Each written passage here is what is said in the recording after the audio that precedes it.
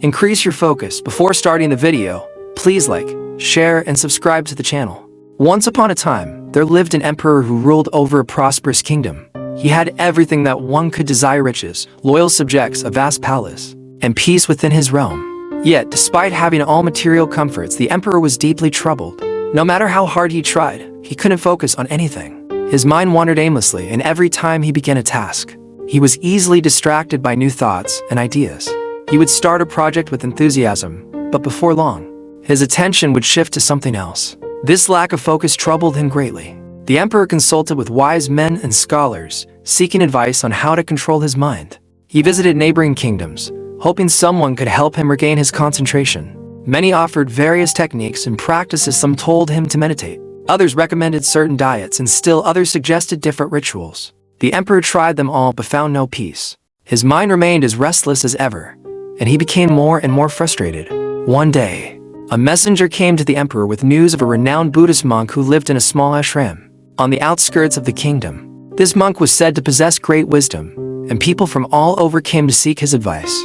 His words were said to hold the secrets of life, and his teachings could solve even the most troubling problems. The emperor, desperate for relief, decided to visit the monk. Early the next morning, the emperor set out for the ashram. It was a long journey, but he was determined. When he arrived, he found the ashram to be simple and humble, much different from the grand palaces and temples he was used to. There was no sign of luxury, no scholars with books, no signs of great knowledge, just a small garden and a modest hut. As the emperor entered the garden, he saw a man tending to the plants. The man's clothes were covered in mud, and he appeared to be a simple gardener. The emperor asked, "Where is the monk? I've come to seek his wisdom." The gardener smiled and said, "Please wait inside. I will fetch him for you." The emperor entered the hut and waited. After some time, the same gardener entered the room, but now he was dressed as a Buddhist monk. The emperor was surprised and asked, "Are you the monk everyone speaks so highly of? But you were just working in the garden." The monk smiled and said, "Yes, I tend to the garden because it teaches me about life. Nature is my greatest teacher, and it is through these simple tasks that I find peace and focus. Now, tell me, what brings you here?" The emperor explained his troubles, saying, "No matter what I do, I cannot concentrate. My mind is always distracted, and I feel as though I'm being pulled in many directions. I've tried every method, but nothing has worked. Please help me." The monk listened carefully and then said, "Maharaj, I understand your problem, but today, you are tired from your journey. Rest tonight and return tomorrow morning. I will teach you how to calm your mind." The emperor agreed and returned to his palace, but that night he could not sleep. His thoughts kept returning to the monk. How can a simple gardener know the answers to my questions? He wondered. But he also remembered how calm and peaceful the monk had appeared, even in his humble surroundings. The emperor was eager to learn his secret. The next morning, the emperor returned to the ashram. The monk was waiting for him in the garden with a small jug of water. The monk handed the jug to the emperor and said, "There are 15 plants in this garden. Your task is to water each one, but you must do it carefully.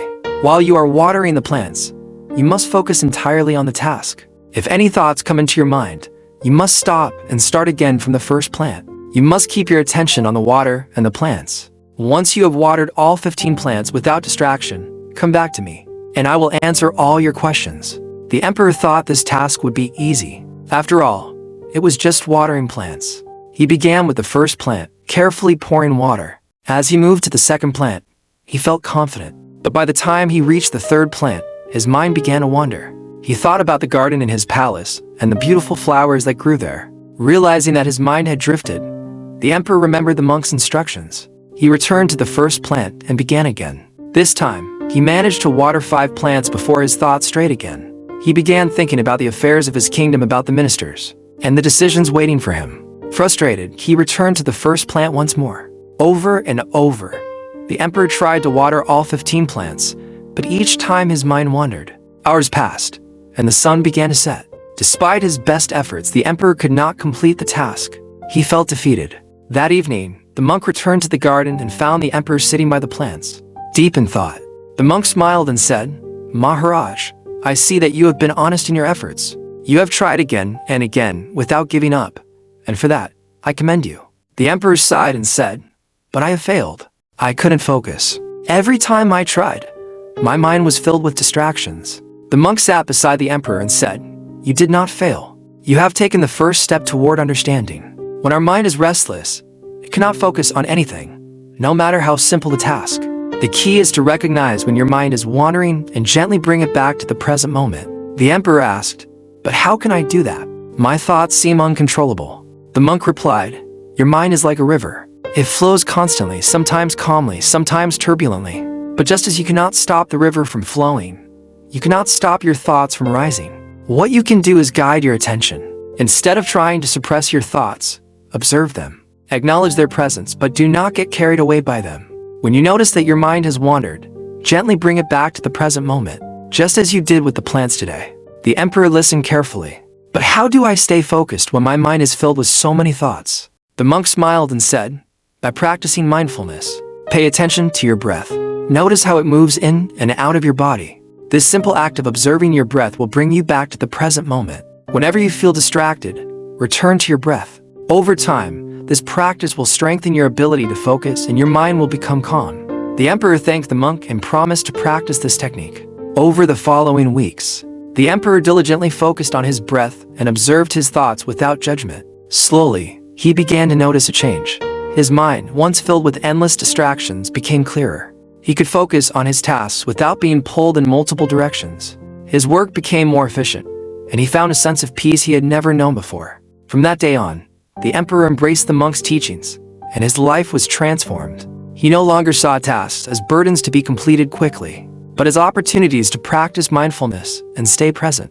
The emperor realized that true peace and focus come not from external circumstances, but from within. As the years passed, the emperor's kingdom flourished, and he became known not just for his wealth and power, but for his wisdom and calm demeanor. He shared the monk's teachings with his people, encouraging them to find peace through mindfulness and focus. And so, the emperor learned that the key to concentration and peace was not in controlling the mind, but in accepting its nature and gently guiding it back to the present moment.